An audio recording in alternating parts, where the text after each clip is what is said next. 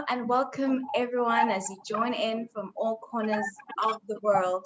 My name is Bongiwe Tutu from the Africa-China Reporting Project at the Wits Journalism Department in Johannesburg, South Africa. I greet you all and thank you for joining us for this AIJC seminar on the state of environmental journalism during and post-COVID-19. It is indeed a crucial and opportune time for us to be talking about environmental reporting as we see a global shift amidst the COVID-19 pandemic and how it is affecting not only healthcare systems and professionals, but also the business and practice of journalism, while emphasizing environmental sustainability and the awareness of the global ecology at large. So we are very pleased to be having this opportunity within the African Investigative Journalism Conference 2020 to assess how to ensure the sustenance of our environment within a fast-paced developing global economy. How do we support the required higher quality reporting of the environment, especially and particularly during a global pandemic, which limits not only the movements of journalists whom are restricted by lockdown regulations, but also in terms of reductions to the funding of numerous media institutions. And what is the scope of environmental journalism, not only within this pandemic, but what do we foresee for the future of this reporting? So these are the considerations that we will be drawing to while looking at what practical challenges have environmental journalists faced during COVID-19 pandemic. Have journalists been able to undertake any environmental related investigations? Have environmental stories become much harder to pitch and undertake in the face of other investigative priorities? And are there any new and emerging environmental topics or other related topics that have been neglected? Joining me in this seminar are 5 remarkable journalists and media professionals, as you may have seen in their very confident biographies, who will be engaging us on their diverse practical experience and prospects to the current and post-COVID-19 state of environmental journalism. Most of them participated in our online environmental workshop, which was held in partnership with China Dialogue in September this year, providing practical skills and knowledge to 20 journalists from Africa and China who were also invited to attend and participate in this AIJC. To introduce our speakers in the order of the program, we will be hearing from Shi Yi, environmental journalist in China and researcher for China Dialogue. Shi will be presenting to us how COVID-19 is changing the outlook for wildlife poaching and trafficking stories. Following Shi, we will have Collins Ntika, Senior Investigative Journalist at the Center for Investigative Journalism in Malawi. Collins will be presenting the difficulties for African newsrooms to undertake environmental investigations amid the pandemic. Then we will have Liam Lee, the Chief International Desk Correspondent at Taokung Pao Daily in China, who will be presenting the outlook for Chinese reporting on environmental challenges in Africa. We will then have Nesia Maka, environmental correspondent at the Herald in Zimbabwe, who will be presenting environmental investigations in Africa amid the pandemic. It seems Nesia was having some technical challenges and she'll be joining us shortly. Following Nesia, we'll have Crystal Chow, Communications Manager, Journalist and Climate Communicator in China, who will be presenting the outlook for environmental journalism post-COVID-19. I welcome you all. Thank you for joining us at this session, and I will ask you all to please stick to your time of 10 minutes. And then we can move straight into the Q&A discussion to workshop the state of environmental journalism during and post-COVID-19. To the participants who are joining us, you can send us your questions and comments here on the Zoom platform if you have not already shared them on the Wova app. And please state who you are directing your questions to so that we can address them accordingly. Now, before I hand over to the speakers, you can also engage and follow us on Twitter and Facebook at AIJC_conference and at China Africa Reporting Project and at VITS China Africa. Now, finally, over to our first speaker, Shi Yi, who is going to be presenting to us how COVID-19 is changing the outlook for wildlife poaching and trafficking stories. Shi, thank you, and over to you. Okay, thank you, everyone. So I should start sharing my screen. Can you see it now? Okay. Thank you for joining us. So I have focused on reporting environment, crime stories for the past few years. For that reason, I traveled to Africa 4 times and also some Asian countries to find out how Chinese communities involved in environmental crime and its impact. So for start, here's some of my stories in the past few years, give you an idea of like what I've done. So I'm trying to, so as some of you probably know, like on paper, China has one of the toughest law and enforcement, like for instance, the penalties to protect biodiversity and environment in China. But in reality, however, in those countries where the law enforcement might be weaker, so many Chinese find their business through the ways. So what happened after the outbreak of the COVID-19? So the early research linked the COVID-19 pandemic to the wildlife consumption in China. It really sparks a huge debate online in China if China should ban the consumption of wildlife for food. And in general, we see a lot of scholars call for end to the consumption of the wildlife. Also, under the public pressure, soon after that, in February, Chinese authorities banned wildlife for food.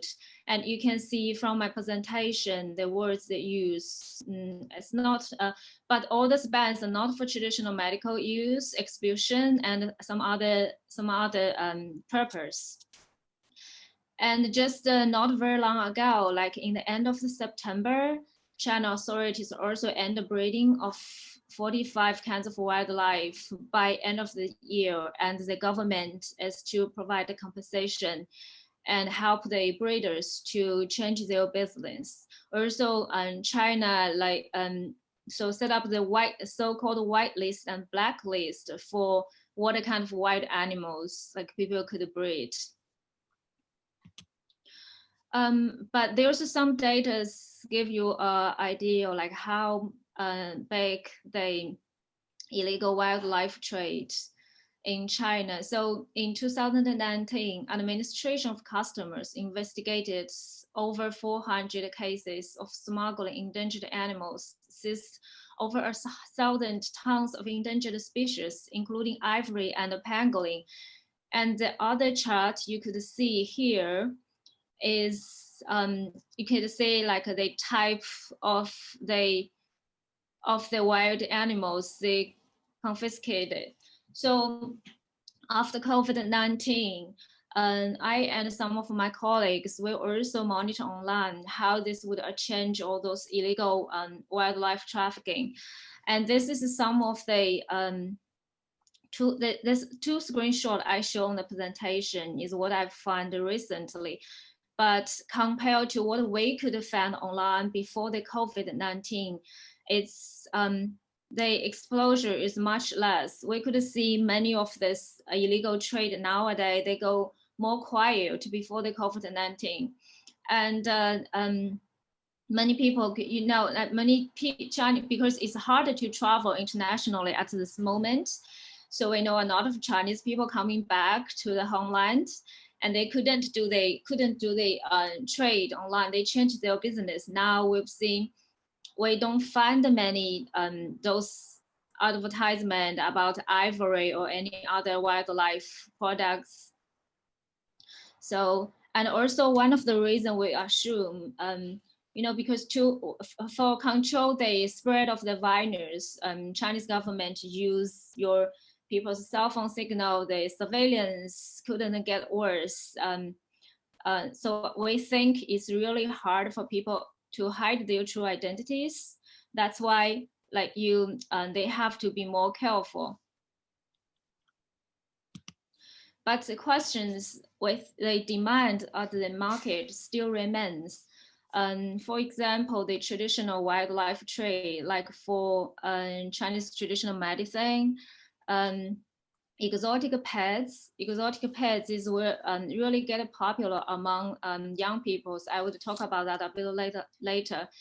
There is some data to show the industries of breeders and restaurants for the wildlife meat used in 2013 is at a large number. And also there's the data show the industry of the breeders have employees over 214,000 people before the pandemic, before the Chinese government decided to ban the consumption of wild meat. And now, under the pressure, people try to push the traditional medicine to be like eco-friendly. This is from tried to depleted wild species will be withdrawn from the pharmacopoeia. This is in June.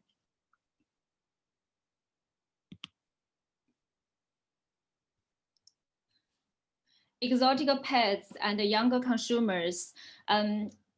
You probably know there are a lot of exotic pets exhibition all over the world, and there is I live in Shanghai. There's one in Shanghai next week, and one in Guangdong. Not very long ago, we've been to these places, and you could find like in the past we see a lot of species which lists on the CITES category, but now you probably don't see them that much.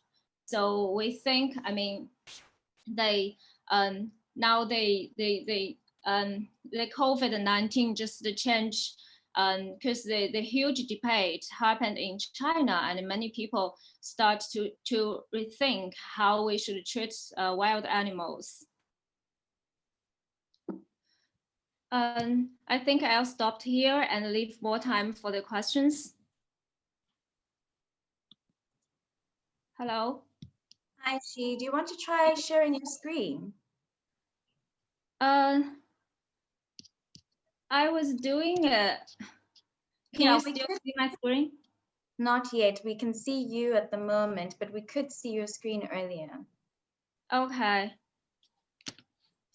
I pressed it, but it didn't go.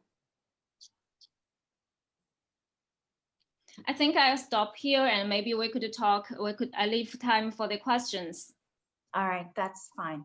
Then we can go ahead to Collins Ntika, who's going to be presenting the difficulties for African newsrooms to undertake environmental investigation amid the pandemic. Collins, thank you. Over to you. No, thank you very much. Let me share my screen.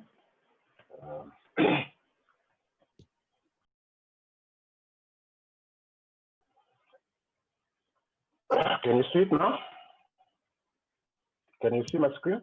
Yes, we can. We can see your screen. Okay, I'm going to present on the challenges that African newsrooms are facing in terms of COVID. This is not an exhaustive list.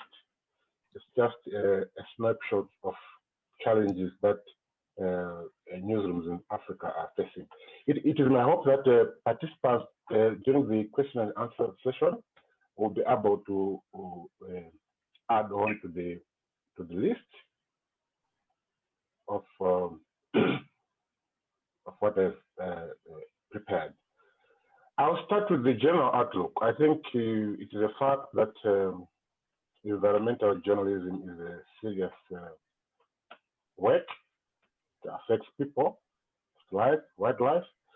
And I'm not trying to downplay any other bits in African newsroom, but we can see that it is also a critical bit in African newsroom today. And over the years, journalists have been playing a crucial role in covering environmental issues. But the COVID-19 outbreak is sort of dwarfed coverage of environmental issues. The reason may be COVID-19 is considered a personal and immediate threat, but what about environmental issues? Are they not an immediate or personal threat? I don't know. It's something that we can debate. If we're going to look on the key challenges, I think, like what I've said, I've just cherry-picked on the issues.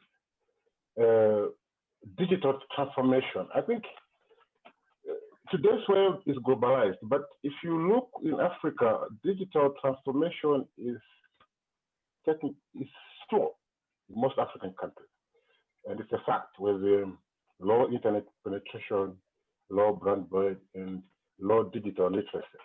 Low digital literacy affects the way we do our work because the COVID-19 pandemic is one big experiment in the world today.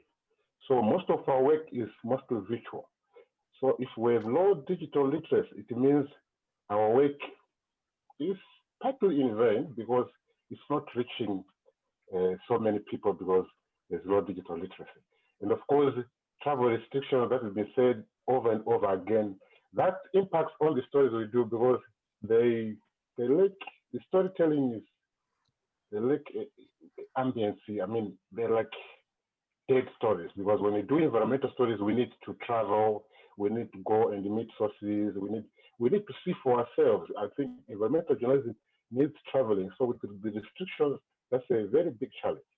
And the working from home thing, like I said, the pandemic is one big experiment. It presents with all issues, challenges that we've never seen before. So we're trying to cope with it, but it's still a challenge. And then data cost, because we are working at home, I think it's a fact that in Africa, data is very expensive.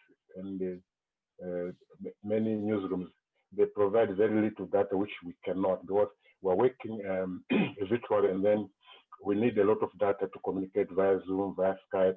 And for freelancers who have their own newsrooms, personal newsrooms, many of them, they can't afford the data, and then if their stories are not commissioned, and then it presents a whole lot of challenges for them. And also the issue of internet connectivity. I think we are witness to that.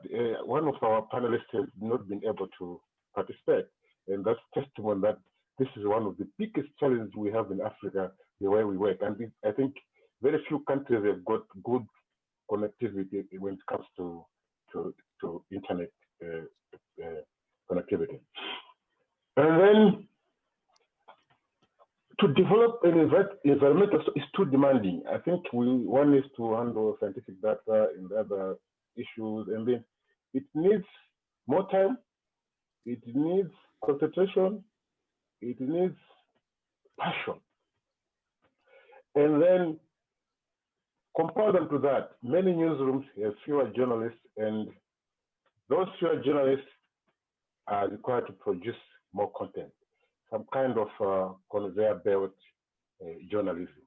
So it has affected environmental because it is put on the back, and then people are rushing to do more juicy stories, maybe political stories, COVID stories. Anything COVID is a story now, but stories related to the environment, they've been pushed back. We've also seen that there have been more resources put into the COVID-19, and then COVID-19 has turned many reporters. I mean, many reporters into health reporters overnight, and then there's a lot of, you see, environmental stories not taken care of. And then many newsrooms, they have not seen the need to keep writing and investigating environmental issues. But the thing is, environmental issues, COVID or no COVID, are here to stay. So I don't know, but the pandemic might go. I don't know. I don't think the pandemic is here to stay. Pandemics don't stay forever, but environmental issues stay forever, and that's a fact. I think basically that's it. I think we need more time. Like I said, this is not an exhaustive list. I think participants should be able to add to the list and also share their experiences. This was just a snapshot view of some of the challenges. I know there are many challenges in the newsroom, but we cannot exhaust them here, all of them. Thank you very much. Thank you very much, Collins, for giving us that insight on the challenges within African newsrooms. We're now moving to Liam Lee, who's the Chief International Desk Correspondent at Tao Kung Pao Daily in China. Liam's going to be presenting to us the outlook for Chinese reporting on environmental challenges in Africa. Liam, thank you, and over to you. Thank you, inviting me. Greetings from Beijing in such a beautiful weather. We are in the very early autumn. Actually, I covered the Africa topic during the last decade. I cover many stories like the Chinese peoples building railways and mining, illegal fishing, and some other housing sectors. But actually, I do not give special attention on the development topic, but I'm very willing to sharing with you about two topics today using this occasion. The first one should go to about how the One Belt One Road initiative affecting the future China-Africa environmental reporting. And second one is about how we dig in or find the clue during this special time, especially some speaker mentioned the limited for international traveling. Actually, there were some people sharing that this pandemic gave the Earth a rally opportunity to stop down or brace. And also I saw the data this morning. It said that in the early half year, the first half year, the CO2 emissions going down about 8%. But in Beijing, I also saw a data show that even in the January and March, there was a twice very severe pollution. Why that?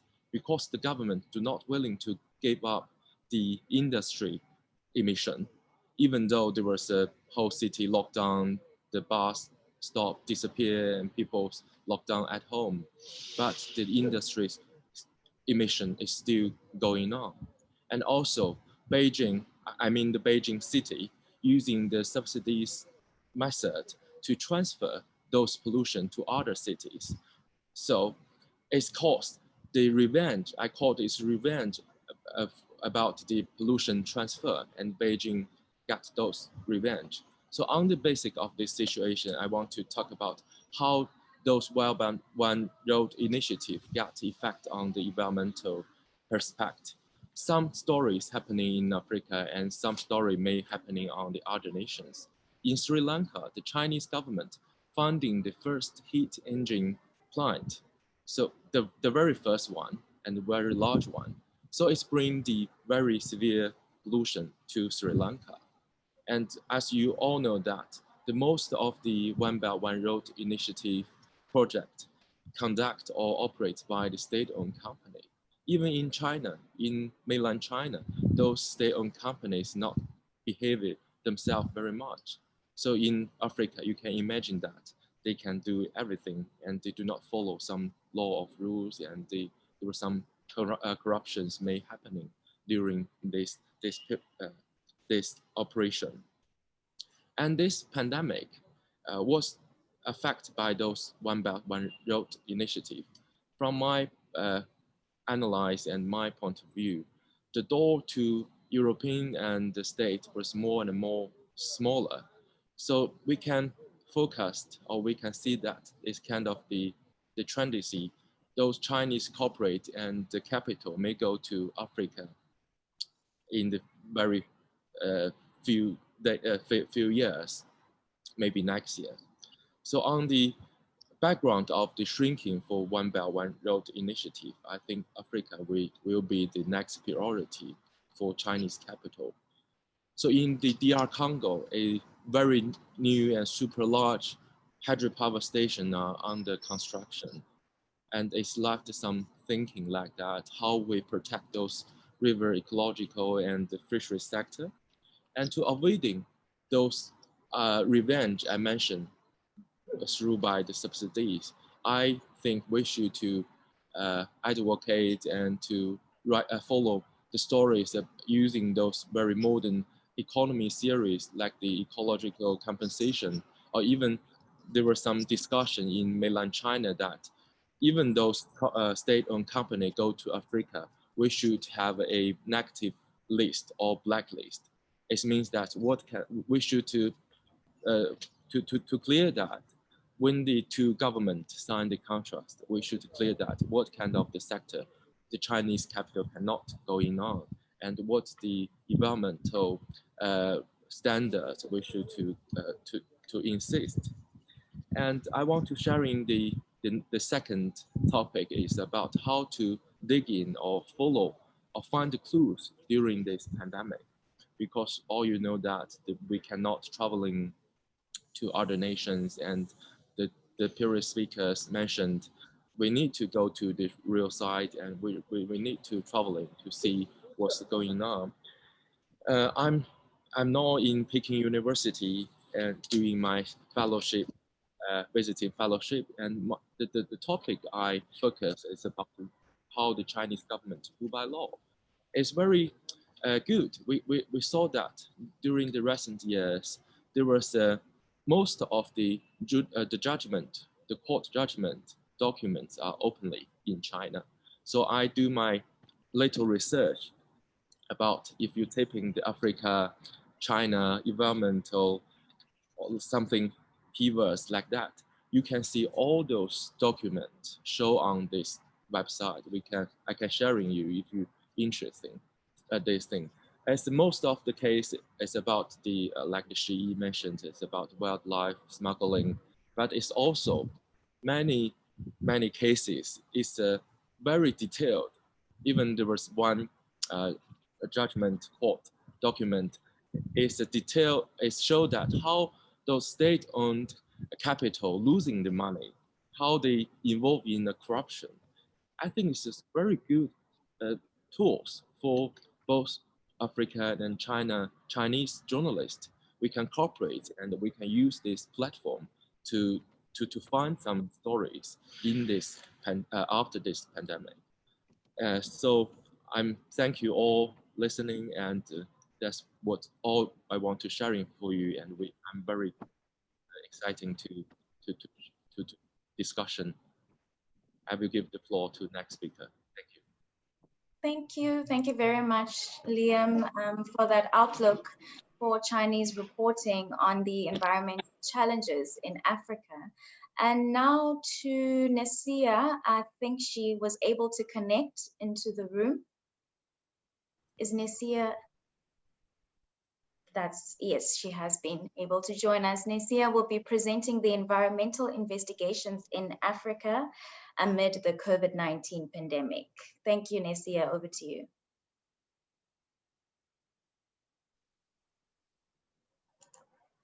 Hi, everyone. Hi, we can hear you. Oh, you can hear me. Oh, Yes. sorry, I'm having some challenges with my laptop. It's not working properly. So would you mind to move on to the next speaker so that I can speak maybe later when the technical team because they're trying to fix it. Okay, no problem. Then we can move swiftly to Crystal Chow. Crystal, you ready to present on the outlook for environmental journalism post-COVID-19? Sure. Let me share my screen just now.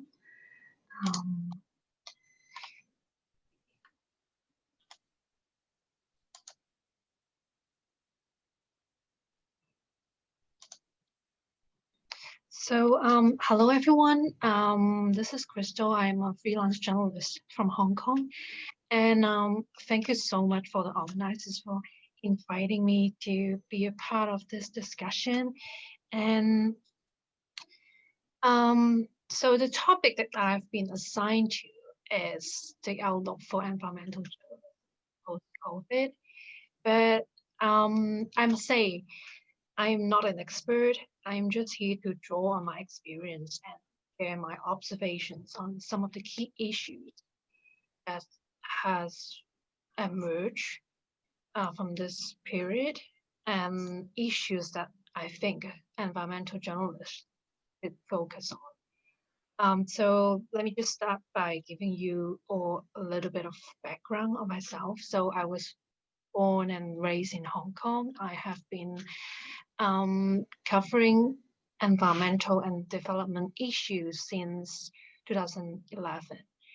I also hold a master's degree in energy and climate policy, which really helped me develop the career that I'm having today. So I'm now working full-time as a regional comms manager for an international environmental NGO, while still writing and reporting on feature stories on the side. So again, this background photo was actually taken ages ago at the Tsavo West National Park in Kenya. So, in my mind, I think the real topic of my presentation should be key issues in environmental reporting post-COVID. Sorry. So here I'm going to focus on a few issues that I have myself begun to look at more closely, and there are also issues that I think are very closely related to what we are seeing in the world today. How COVID is actually intrinsically interlinked to all of these issues. I also want to share a little bit of the background in my relevant reporting in the past. So in 2016, I did a story on the illegal trade of South African abalone and its connections to Chinese market, which was supported by the Africa-China Reporting Project. So, and recently I have started to focus more on the intersections of climate change, gender, human rights, and social justice issues. And one of the stories I did was about post-disaster sex trafficking in Central Philippines. So I think I'll start by focusing or in discussing one of the key issues that have emerged from the pandemic. As I think all of you know, environmental issues are interconnected with a lot of social economic inequalities that we're seeing all around the world. So I think all of us have realized how COVID-19 is causing disproportionate impacts on various vulnerable communities across the world, especially in the developing world.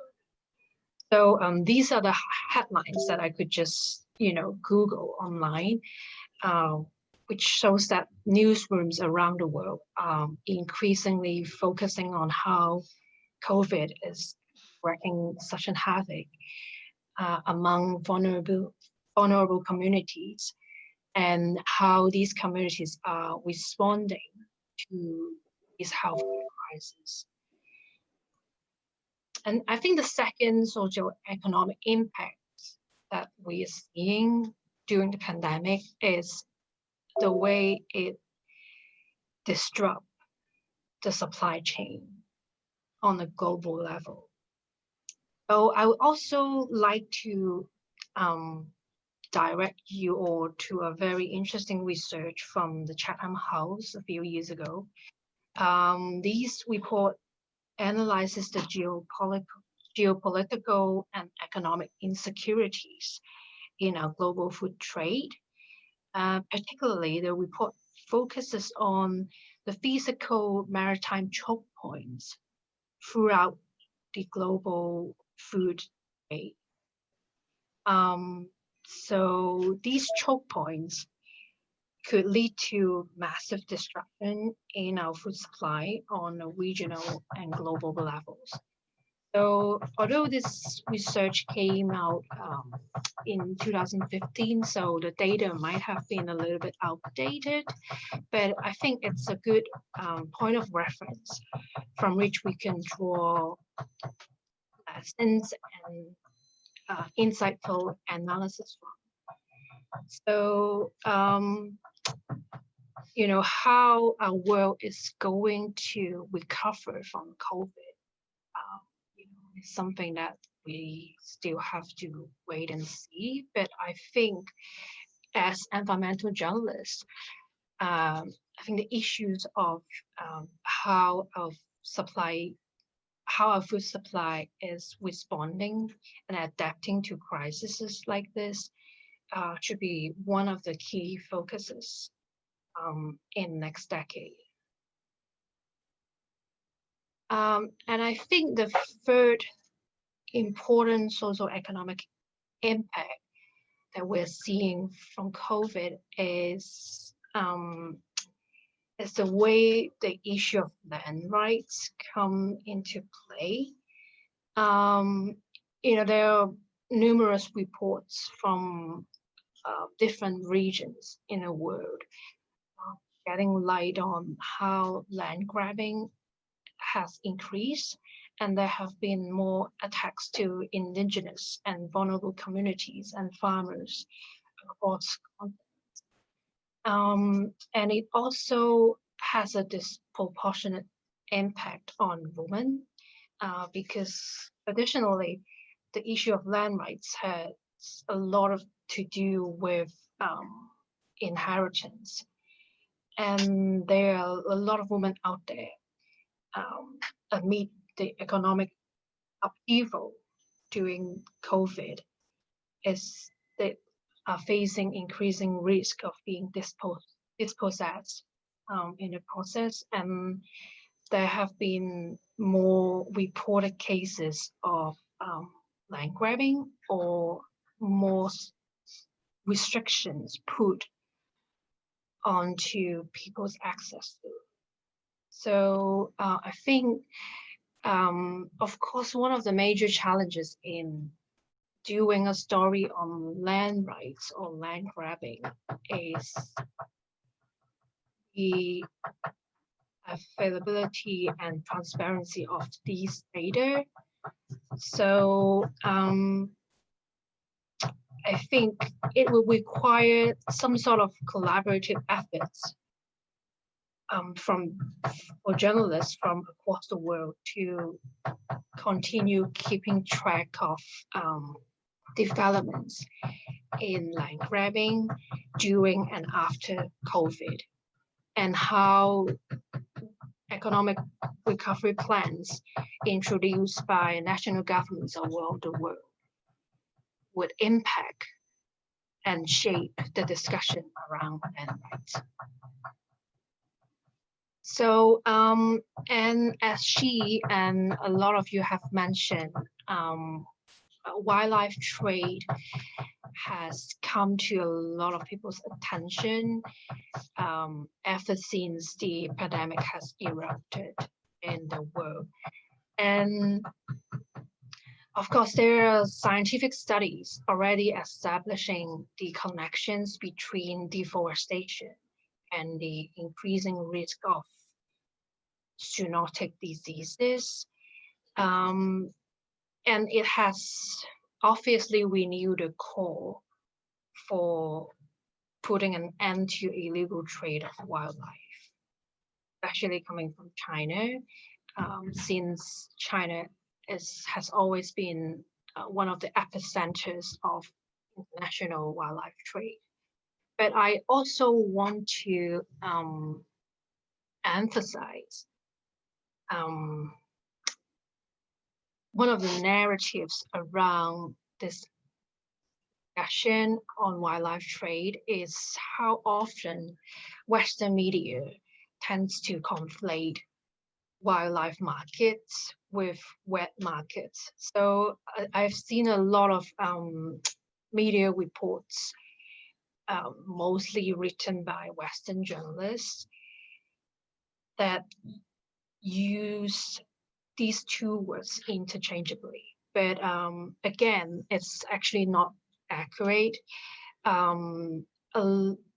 lot of Asian countries have wet markets, and it is actually equivalent to the farmers market in the West. So I think if we have to push this agenda forward, and I think we should be mindful of the language that we use. So these headlines that I highlighted here in the slide actually came from a Hong Kong-based environmental news site called Green Cream. And it has a lot of interesting reports and commentary articles focusing on environmental issues. And this is one of the commentaries the reporters have put online. I think I could share the link with you guys later, but I think it serves as a very good example from which we can build our discussion on. I also noticed that a question has been raised from all speakers. I don't think I'm best placed to answer this question, but I echo totally the call for a more science-based approach to TCM. I think in the past, at least to my knowledge, there have been efforts within the TCM community to modernize the research and the commercial practices involving TCM. And there are also people within the community very keen to introduce more regulatory standards within the industry. So yeah, I'm really keen to know how she and my fellow journalists here think. And I think it's the right time for us to focus once again on, how urgent the issue of wildlife trade is, and, how maybe after the pandemic, how we can actually advance the existing enforcement and regulations around that, and, how a global collaborative approach put an end to illegal. And I think another key issues that environmental journalists should focus on is, how governments and policymakers around the world are actually rolling back a lot of environmental regulations during COVID as part of their so-called economic recovery plans. I want to highlight this headline on the right side of my slide. I think in the past few months, there have been a lot of research and investigation tracking these kind of environmental regulations rollbacks around the world.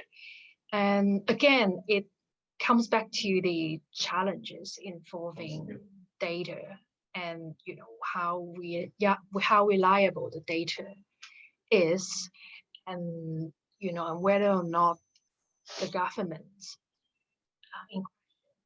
are actually releasing enough and transparent data for journalists to work with. But I think this is one of the key angles journalists should focus on, and because the relaxing of these environmental regulations would pose a very prolonged effect to our environment and biodiversity around the world. And part of our role here is actually to start shedding light on the scale of such rollbacks and how we can better inform the public. Of course, whenever there's a national and international crisis, such as COVID, governments and companies have the incentives to relax a lot of regulations in place for, in the name of a better environmental recovery. So I think as journalists, we should keep track of all these developments and not just focusing on the developments within our country and our region, but, how these relaxing of regulations would play a part in our trade and our global efforts to climate action and environmental in the next 3 to 5 years.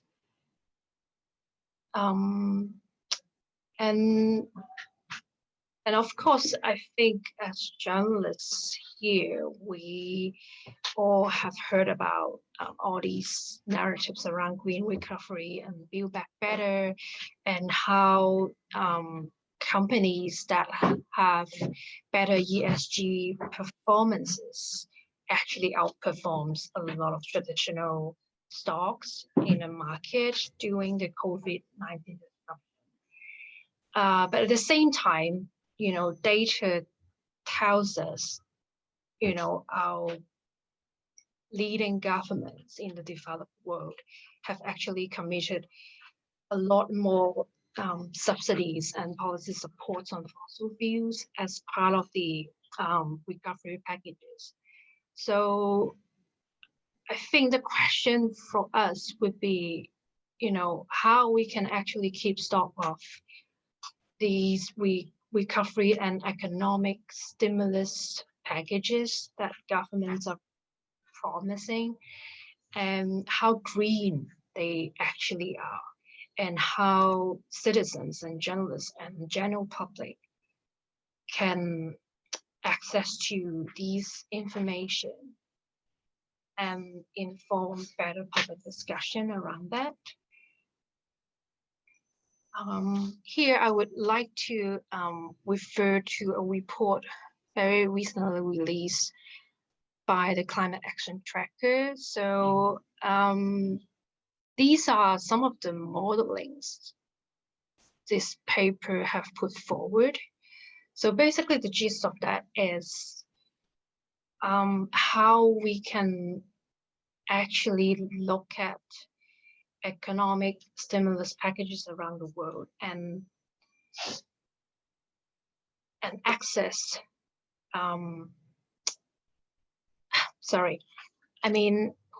how we can access these data and information coming out from these economic recovery packages, and how they can actually make or break our common goal towards Paris Agreement's targets.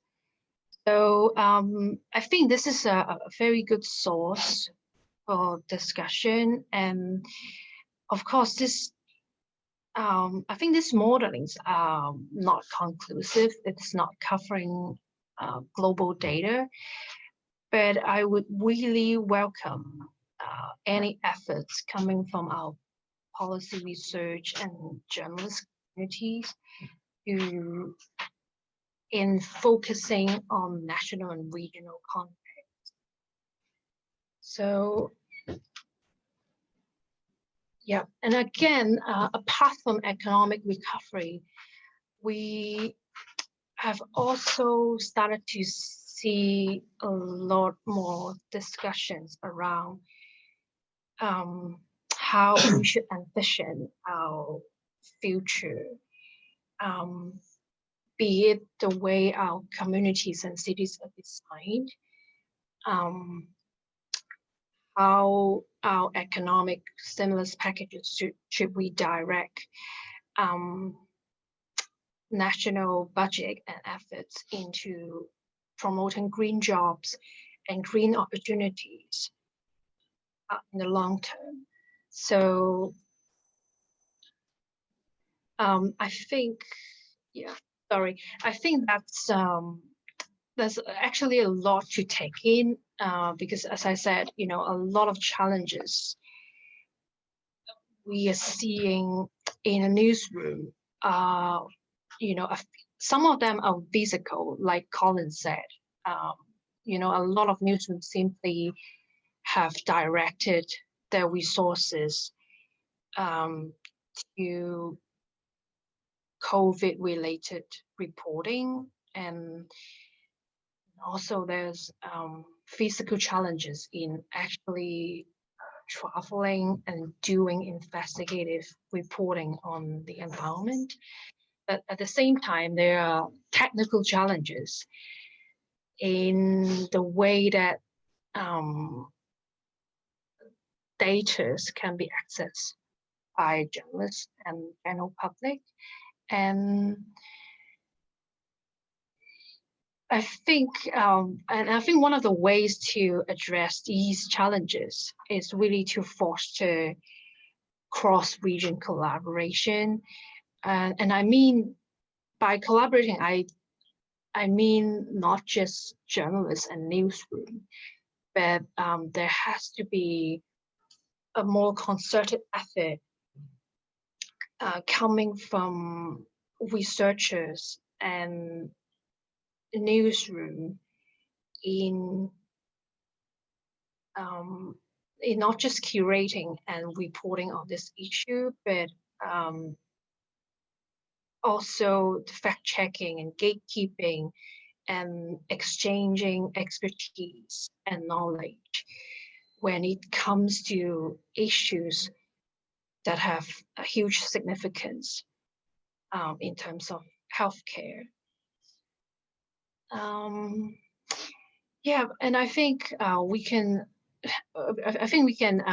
take a lot of discussion forward in the Q&A session, but I think these are the issues that I would like to put out and raise in this discussion. And I'm really keen to know what my fellow panelists say about this issue, and you know, are there relevant reporting they have written that could shed light on some of the issues that I raised. So yeah, and you know, lastly, these are some of my contact information, and I welcome you all to connect and keep in touch with me. So I will just stop sharing my screen here, and yeah, thank you so much for joining this discussion. Thank you very much, Crystal. You've given us quite a lot of pointers there, which are going to contribute greatly to the Q&A session, which we are now moving swiftly into. Unfortunately, our last speaker, Nesia Maka, has had some technical issues and is unable to join us in this discussion. So we're going to go right ahead into the Q&A. And I just want to encourage our speakers, if you have anything to add, even though the questions are directed to a specific speaker, but if you have something to add to that, or some additional pointers to what has been raised, please feel free to add in your inputs along. So I'm just going to highlight a few questions we have here, and I think these go to the practical challenges that journalists have in the newsroom. And this is from Diana, and she's asking, I will assume it's a she, since the outbreak of COVID-19 and the focus was on the pandemic and there was less reporting on illegal wildlife and poaching and trade, what was the reason? And I will link that question to another, which is also to do with newsroom challenges. And that's also from Diana, who said, as a freelance journalist, I have found it difficult to pitch environmental stories to newsrooms. It's either I contribute the story for free, or I'm often told that the story is not newsworthy. What advice can you give in order for us to not give up on environmental issues. So those were addressed to our first speakers, Collins and Shi, but as I said before, to the other panelists, please feel free if you have anything to add to those two first questions that we're going to address. So that's for you, Shi, and Collins, and anyone else who has something to add to that. Okay, I'll say something first. First of all, I can't say I agree with those less stories on the illegal wildlife trade. I'm not sure where Diana from, but from the contrary, I mean, like in China, since the early outbreak of the pandemic, we've seen a lot of discussions just go beyond wildlife trade. Topics such as what kind of wildlife protection law which China needs to prevent another pandemic or to protect our homeland. It's been quite a topic issue, and they draft. So after that, the Chinese legislation announced they are gonna amend the law in this year. So I think, and also like a lot of stories, like Chinese journalists, they use a lot of data to see like how terrible the problem is and how we could address those problems. And there was a large customer confiscate we've seen in March. I think the customer confiscated tons of pangolin scales. But given the time, it's in early March, we think, we assume like they probably already planned it before the pandemic. So I think I can't say it's less reporting right now. What do you think? Yeah. Yes, Collins, you can go ahead. Working as a freelance journalist generally is tough because you spend personal resources, money, time, and whatever to produce a story. And if somebody tells you your story is not newsworthy, I think for me, just ask for a detailed feedback. How do you improve that story? That's the first step for me. And also, you can also try to pitch that story to several outlets, not limit yourself to one outlet. The other option would be, of course, it's painful to give up a story for free, but you can also try to look for grants or online, based on the subject you're doing or the type of story you're doing. Try to look for grants to support your story. If they publish it for free, fine, because you have a grant which is used to produce that story. So I don't have a very specific answer, but you keep on trying. The passion should drive you. Try several outlets, try to look for grants. Of course, grants have a specific scope or subject, but you can try to find for grants where you think your story can be funded. Thank you. Can I add something? Yes, go ahead. I just want to respond about the Diana mentioned. It seemed like the environmental topic is not very core on the newsroom. But from my experience, when I go to Japan, I cover the nuclear leak in Fukushima. I saw it's an environmental topic, but also a political issue. It's an international, all people's caring about how this nuclear leak affect their daily life, and even China afraid whether the wind will bring those radiation things to China.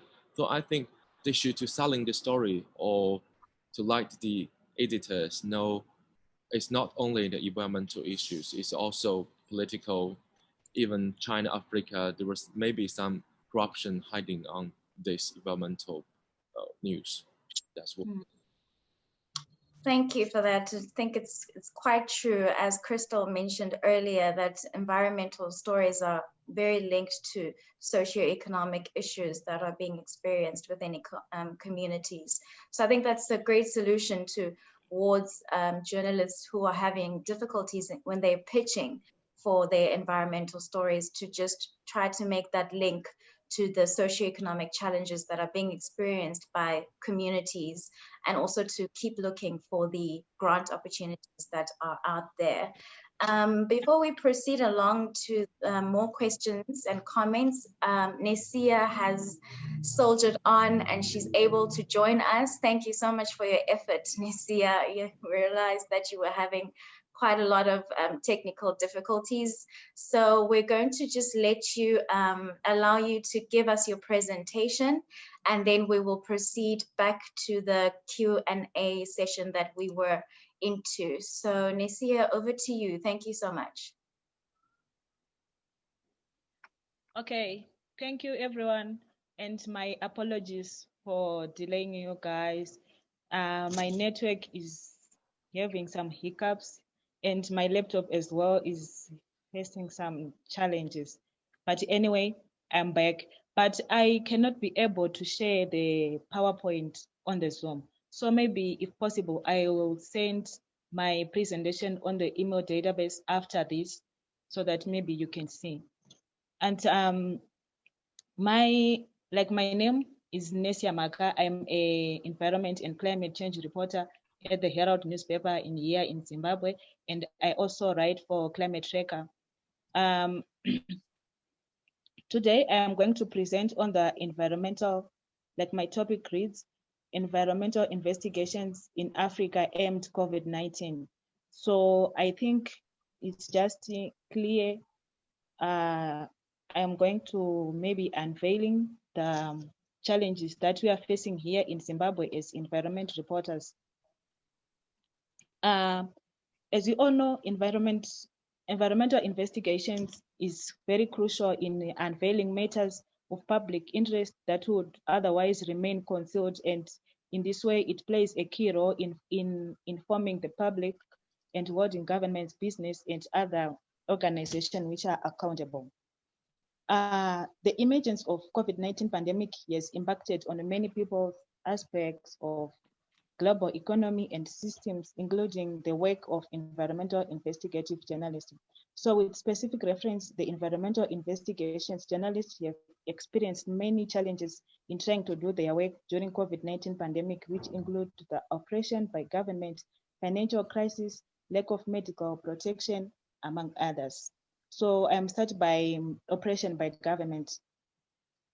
In April this year, when the lockdown started, investigative journalism in Zimbabwe have faced harassment when trying to do their stories. Maybe some of you have encountered it or have come across it on social media, where journalists in Zimbabwe were harassed by police when they were trying to do their stories, and most of them are independent journalists. They were harassed, and some of them were even imprisoned because of when they are doing their stories. And the High Court of Zimbabwe has urged the police to stop harassing the journalism for doing their stories during the lockdown. But despite that, many journalists have been charged and attacked during crisis, makes Zimbabwe the biggest press freedom violator in Africa following the outbreak of the pandemic. And this made it difficult for them to do their stories. The government has also kept a tight leash on information, making it harder for independent journalists to access information. Because I work for a state-owned paper. We sometimes, yes, we face problems, but we are kind of protected, unlike independent journalists. When they are doing their stories, they face a lot of challenges because they will say, no, you are anti-government, blah, blah, blah. On the other hand, investigative journalism has become harder because the government has put on place a regulation that information must come from one source. So that was the only means of information which was responsible for providing information, and we found it very difficult because maybe I want to know something to do with the environment, and Minister of Information, she can't give me the statistics. Maybe I want to do a story about the statistics maybe of wetlands which are being invaded by illegal settlers.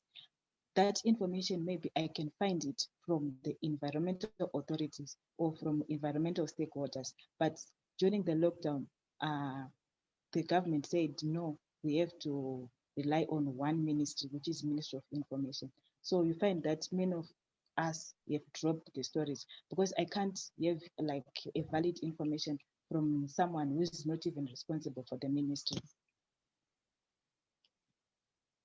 The lockdown is, however, has resulted in great restriction on investigative environmental journalists when covering their stories.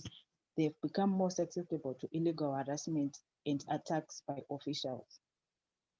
The government obviously was providing misinformation, and there was no coordination between senior government officials. So reporters have faced, and the reporters are forced to spend much time for fact checking and cross checking. Then we move on to medical and financial crisis. COVID-19 has not just hindered the work of journalists, but also posed crucial financial constraints on media organizations. The biggest impact of COVID-19 in Zimbabwe's media landscape has been the biggest loss of income, especially for the print media. The lockdown the lockdown restrictions has introduced to slow down the novel coronavirus, forced media to spend the printing of newspaper, which means a loss of revenue on a large scale. Companies also cut their advertising as they cut down operations.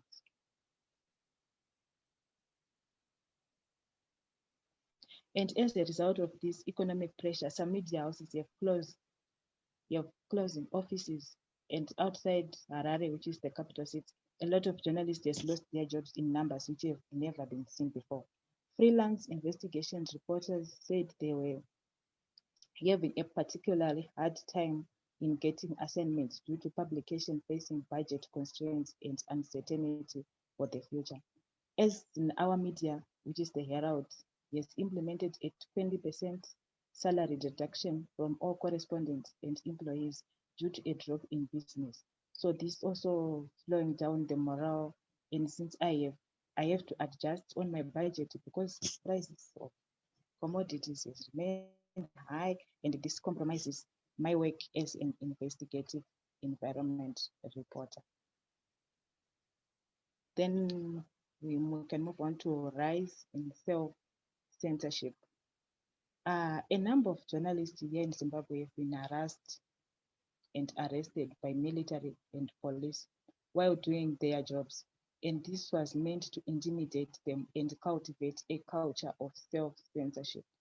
Indeed, some publications also shy away from covering potential sensitive environmental stories.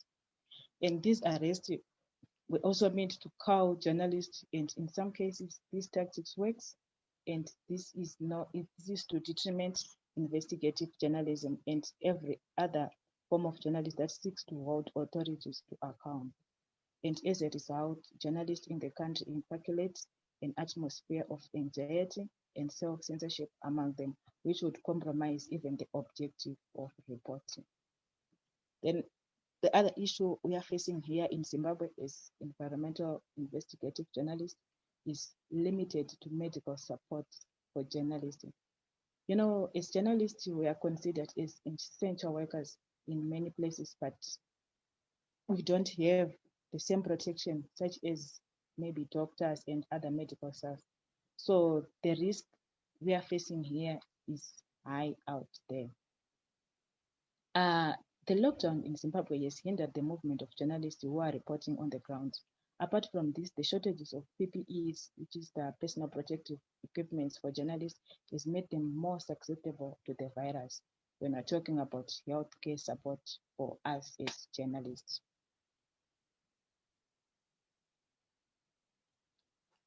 At some point, like in the first phase of the lockdown, which was in early April, journalists have received PPEs and sanitizers. for pandemic, but the support was once off and did not assist all the journalists deserve. Because like the protective clothes were maybe distributed to a certain number of people, like of journalists, but let's say in Harare, because when donors came, usually they came in Harare, not in all other provinces. So we have got bureau chiefs, we have got even reporters who are in marginalized areas. They have to receive like those protective equipment clothes, but because of lack of coordination, and because like in marginalized areas, people they can't even reach there, so they were ignored and they didn't even receive the support they required. And while media repression is not new in Zimbabwe, the pandemic has exacerbated the decline. The government is using health crisis as an excuse to silence investigative journalists. I think this is the end of my presentation. I will try to share it on the email database. I thank you. Thank you very much, Nesia, for that presentation. That was a very vital perspective that you've given there, coming from Zimbabwe. We all, I'm sure, are aware of the press freedom outcry that was going on within the censorship of journalists who are reporting news or stories which are anti-government. And as you've noted, you said that that you are fortunately working for a state media company, so you're not necessarily affected by having to be threatened, if I can put it that way, when you report the stories. So I was just wondering, as you were giving a presentation, if you maybe feel that the stories that you are reporting have to be pro-government in a way, or are they controlled in any way? Can you report something which could highlight government put government in a bad light? And would you be permitted by your editors to put that kind of story out? And I think that links to a question that we have here from Diana, which is, do you think there is biased reporting in Zimbabwe, since most media organizations are state-owned? So do you experience any bias in your reporting? Do you feel you have to report pro-government news, or are you free in your state media institution to report news that are maybe more balanced and representative of both sides? And I think I can also throw this to our Chinese reporters within the communist regime. If you feel that you have to report, when you're reporting wildlife issues, do you ever face any incidences or in any case of having to report news that are pro-government? And when you have to expose illegal wildlife trade issues or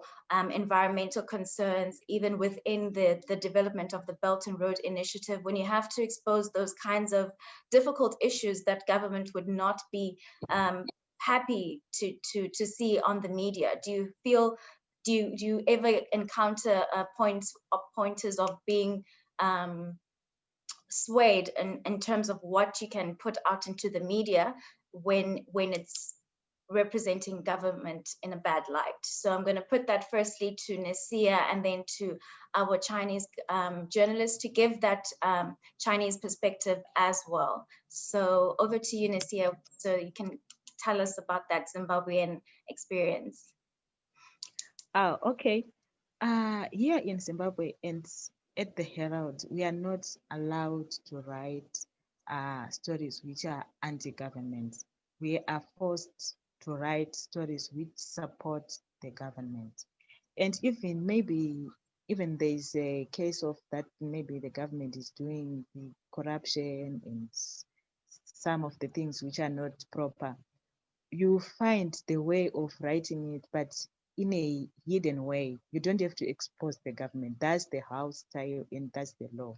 Because they said, no, you have to protect the state and you work for state media.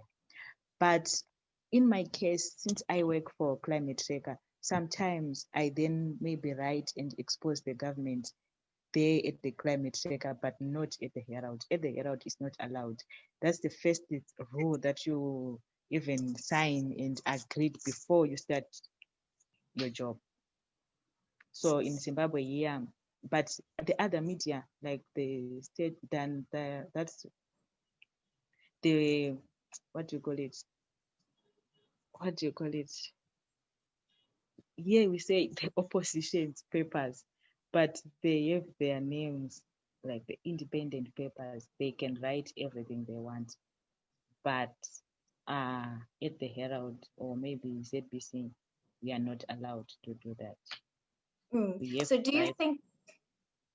you think that there will ever be in Zimbabwe a time where there'll be an end to halting media freedom?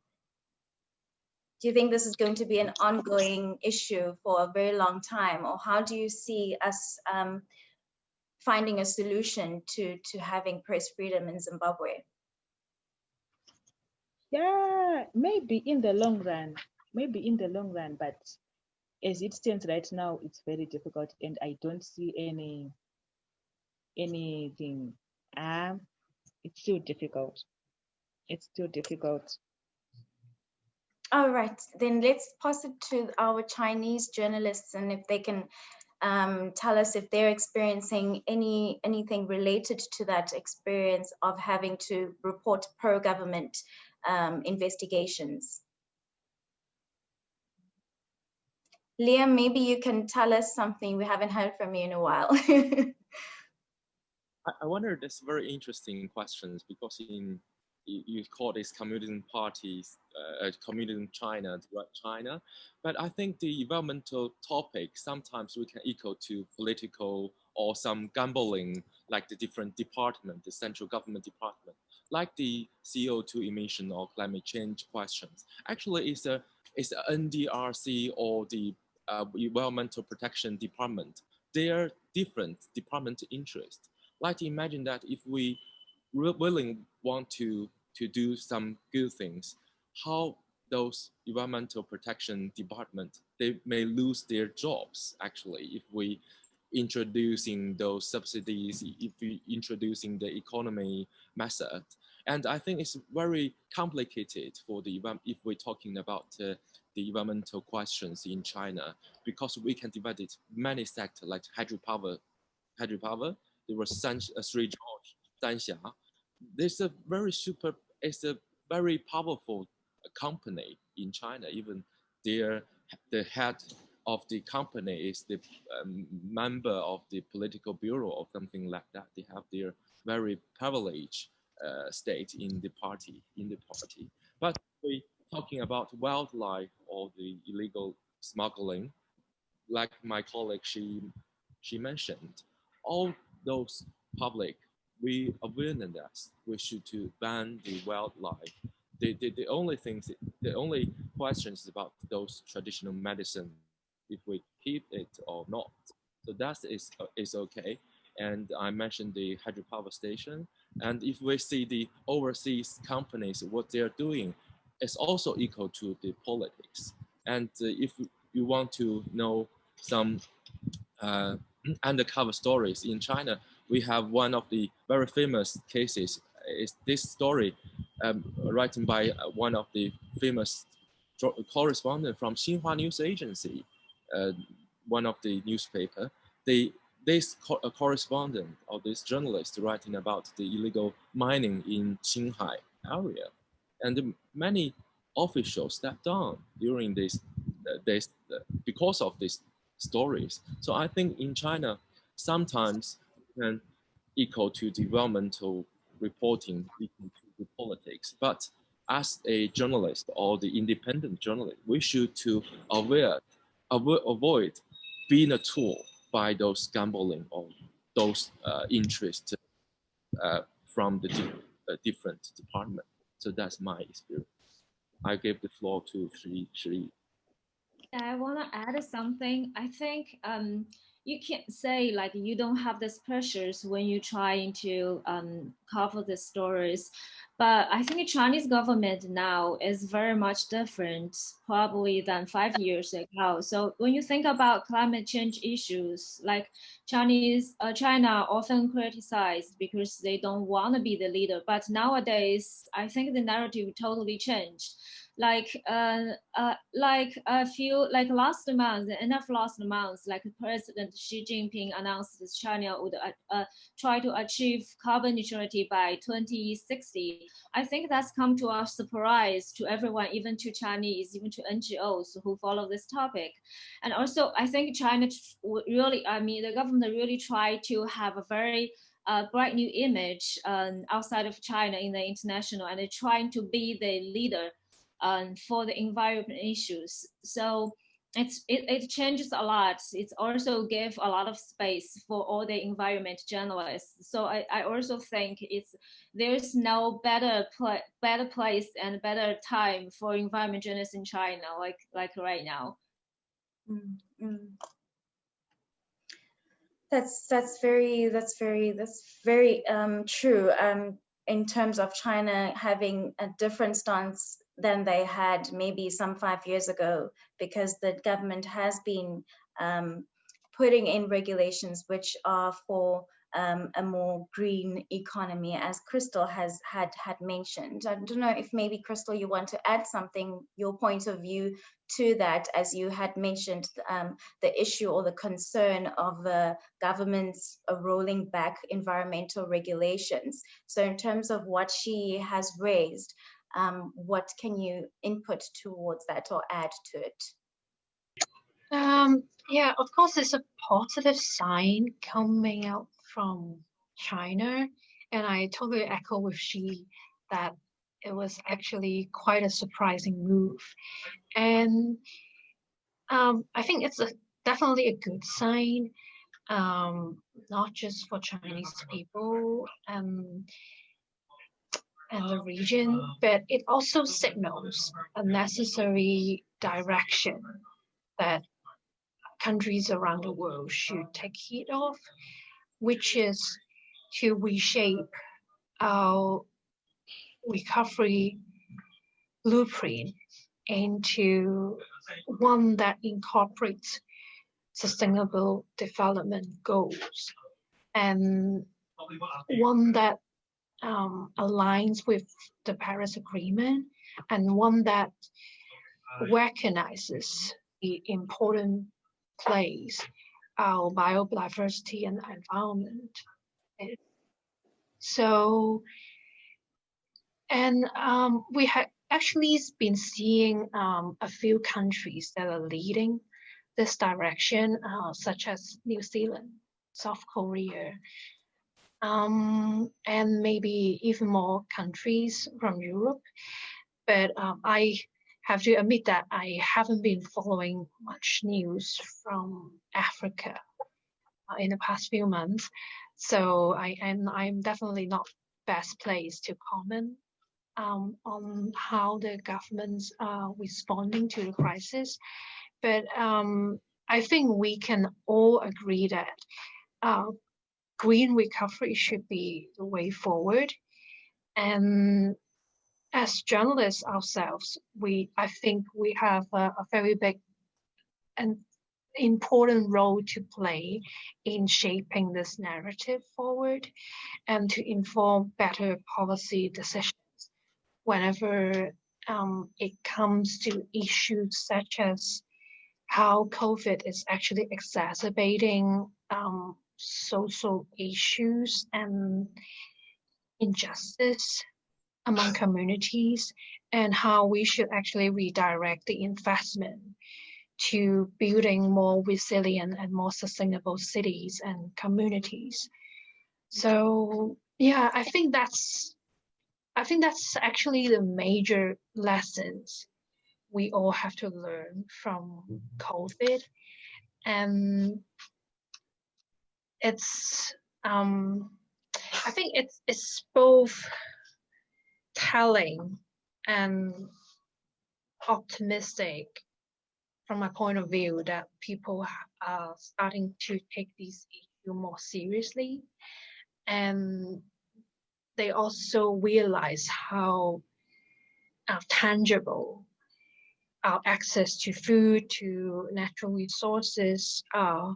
So yeah, so I hope this would rekindle a lot of existing discussion among journalists around the world, and how we can do maybe long form, in-depth feature reporting in a collaborative. I think I could add something because I now, like Crystal, I work for an international NGO, not media. So if you're familiar with, in mainland China, there's a regulation for all the international NGOs. You have to be officially registered. And also all the projects, the whole year, you have to be reported to the police department ahead. So it's I'm pretty much doing the same thing when I was a journalist. I write environment stories, but the challenge for now is we cannot go to the field, to the site, or call a government official, says, "Hi, I work for the international NGO. I want to write a story of this and that," and they would say, "Oh, where is your license? Are you registered?" Or this is also like reported register ahead. So that's something, that's the challenge I think international NGOs faces in China. It's also can't reduce the opportunities which international NGO could expose those environment problems in China. I think that's the problem we faced. Yeah, and sorry, I would like to add that although I talk a lot about policy and national economic recovery stimulus packages a lot, but I would also want to stress that, you know, good reportings have to come from the communities that are actually experience all these impacts, that are on the front lines of where the virus unfolds. You know, how these healthcare crises actually could and you know, poses a lot of harm and exacerbate a lot of injustice among communities. So I think, you know, travel restriction obviously one of the major obstacles we are facing, but I think with everything going digital, there are still a lot of opportunities for us to explore on how to do stories amid the pandemic and lockdown. Thank you for that contribution. As you speak of Africa and well, the rest of the world having to go digital and having to learn to continue as we are within the lockdown regulations, continue to do things online or digital. Collins had mentioned the challenges, and one of the challenges that he raised amongst the African newsrooms within the data costs and internet connectivity and this digital transformation that you make mention of.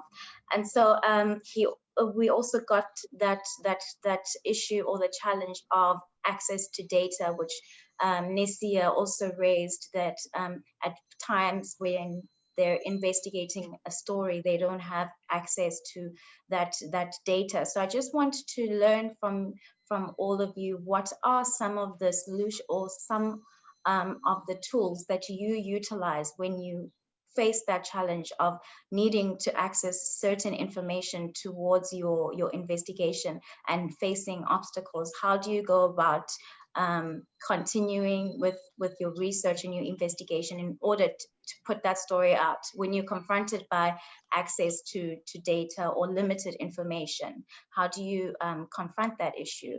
And I think this also is related to a question that we had earlier, which is how do you track wildlife trafficking online during the COVID-19?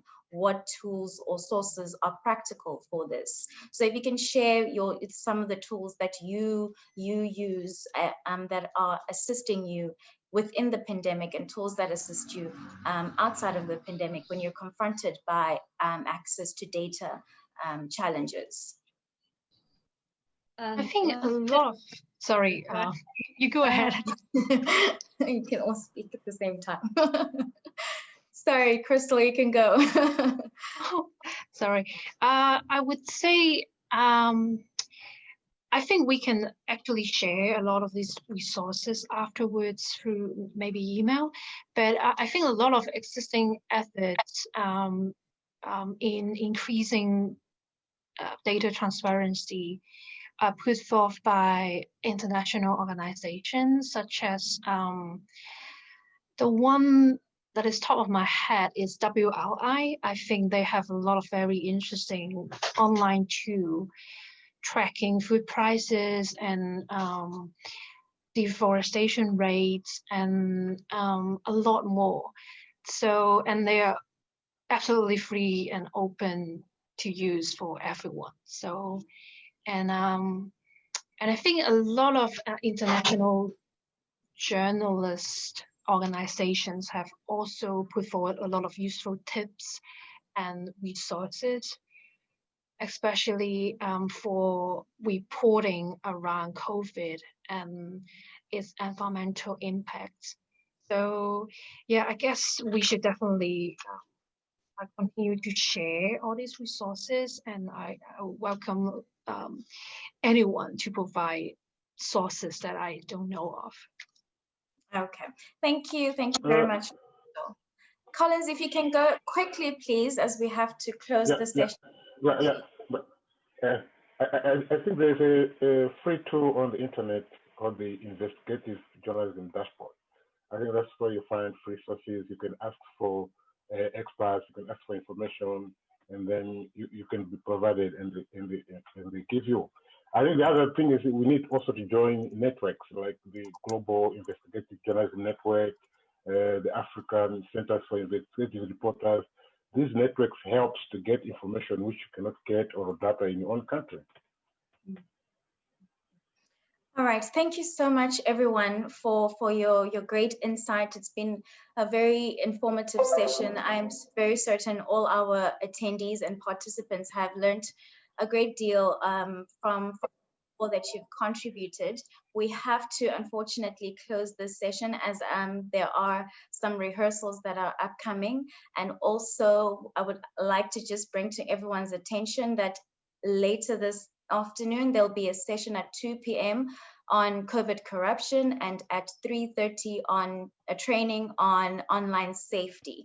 And also notify everyone that the Africa-China Reporting Project will be having its annual forum on the 29th of October, which will be facilitated by Eric Olander. Thank you so much again, to our participants, to our speakers. Thank you so much for your time and your effort in preparing for this seminar. And thank you to the AIJC organizing team for putting all of this together. We understand that it has been quite a hands-on project. So congratulations to you and everyone who's attending.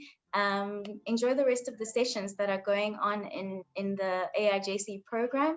And yeah, without taking too much time, let me just say goodbye and thank you. We look forward to more networking towards the rest of the AIJC program. Thank you so much.